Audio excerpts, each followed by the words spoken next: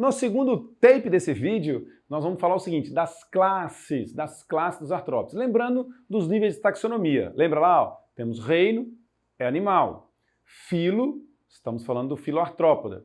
Filo é dividido em classes, então vamos falar das classes, beleza? E as principais classes que nós precisamos saber dentro do ensino médio, classe insecta, aracnídea, há uma divergência aqui enquanto a essa nomenclatura, muitos chamam de, diferenciam alguns aracnídeos, criando a classe dos Chelicerata, separando aí, por exemplo, carrapato, colocando em outro grupo. Mas enfim, vamos trazer aqui de modo geral, crustáceos, os diplópodes e quilópodes. Entre os diplópodes e quilópodes aqui tem uma observação importante a fazer. Bom, alguns critérios são importantes para diferenciar. Quando a gente pensa em um inseto, pensa em um aracnídeo, a gente tem que identificar algumas características diferentes dele, que isso cai em prova. A estrutura anatômica do corpo dele normalmente é cobrada em questões de vestibulares a respeito de artrópodes. Então, ó, primeiramente com relação ao exemplar, né? Esse está fácil, né? Insecta, a maior classe de todas. A gente pode pegar aqui um representante da maior ordem. Lembra, a classe é dividida em ordens. A ordem Coleóptera, cujos besouros fazem parte. Então, vou colocar aqui, ó, besouro.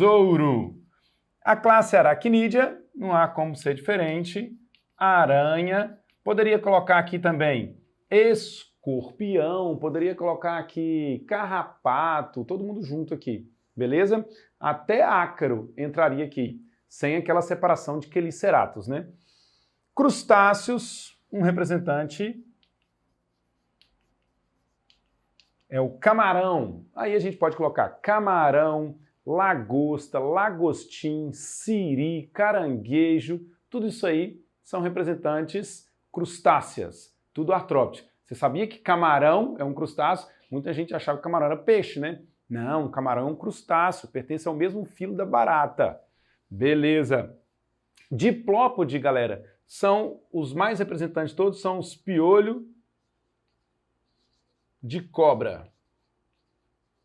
Piolho de cobra, ele é muito comum no Brasil inteiro.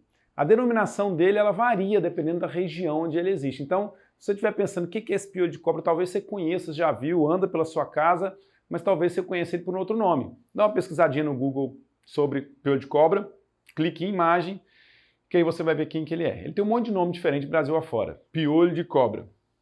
E o quilópode aqui é a lacraia. Vamos anotar a lacraia. Lacraia. Lacraia, ela é perigosa, hein? A lacraia, ela tem peçonha para inoculação de veneno, e o veneno dela é extremamente dolorido. Às vezes até mais do que o próprio escorpião. Já piolho de cobra não. Piolho de cobra não tem veneno, ele é um animal herbívoro, ele come planta, ele não tem veneno, não tem nada disso. É mais de boa. Beleza. Agora, as partes do corpo aqui, ó, para diferenciar esses grupos. E é muito importante, especialmente para diferenciar os insetos dos aracnídeos. Se a gente for falar inseto, quais são as partes do corpo? O corpo dele é dividido em 3 partes. Quais são elas? Cabeça, tórax e abdômen. Então, vamos anotar. Muito bem, cabeça, tórax e abdômen. Já os aracnídeos, o corpo dele é dividido em 2 partes. Houve uma fusão da cabeça com o tórax. E aí formou o cefalotórax. Então é o cefalotórax e abdômen. Também aí existe uma outra denominação, mas a mais comum e clássica de todas é cefalotórax e abdômen. Então, vamos anotar. Cefalotórax e abdômen. Eu pus com PH para dar aquela chiqueza de latinizado, assim, tudo mais. Mas beleza colocar com F, tá? Cefalotórax e abdômen. Então, essa é a mais clássica de todas as diferenças. Você já na hora identifica o corpo de um inseto e um corpo de um aracnídeo pelo desenho, um desenho esquemático, assim. Você vê as 3 partes do corpo e ou as 2 partes do corpo, você já diferencia. Mas como é no caso dos outros aqui? Como que é a divisão deles? Vamos lá. Agora, os crustáceos. Os crustáceos, o corpo dele também é dividido em cefalotórax e abdômen, sendo que lá no final da cauda dele, do abdômen dele, perdão, tem uma estrutura parecendo uma cauda chamada telso, que é uma estrutura que é tipo uma pá para facilitar e ajudar na natação. Mas a divisão do corpo deles também é do tipo cefalotórax e abdômen. Então, vamos anotar isso aí. Cefalotórax e abdômen. Agora com F para dar uma diferenciada. Beleza, só para mostrar que pode ser escrito das duas formas. Agora os dois aqui, ó, diplópodes e quilópodes, que juntos compõem o grupo dos miriápodes, ele tem um corpo dividido em cabeça e tronco. Eles têm um corpo comprido, como anelídeo, inclusive alguns até confundem como sendo pertencente ao filo dos anelídeos, mas aí é uma confusão bem assim grotesca, mas existe quem confunda o corpo de um miriápode com o corpo de um anelídeo, especialmente no caso do piolho de cobra. Mas, de modo geral, eles são divididos em cabeça e tronco. Vamos lá, os dois, então vamos anotar. Cabeça e tronco. Beleza, até agora então dá uma olhada como está a nossa tabela. Classe, um exemplar, as partes do corpo e agora finalmente número de pernas. Cuidado, hein? No caso dos insetos, eles apresentam 3 pares de perna. 3 pares. Atenção, hein? Eu já vi aluno errar a questão de prova, porque na prova falava que o inseto tinha 6 pernas e ele falava, não, são 3 pares. Gente, é 3 pares. Se são 3 pares, são 6 pernas, pelo amor de Deus, né? E os aracnídeos apresentam 4 pares, 4 de cada lado. Sendo que todas essas pernas, que são os apêndices, né, os apêndices corporais, eles partem do tórax, ok? No caso dos insetos, do tórax, e no caso dos aracnídeos, do cefalotórax. Do abdômen não parte os apêndices corporais, como, por exemplo, pernas, antenas, asas e etc. Beleza? Então aqui, ó, também são 4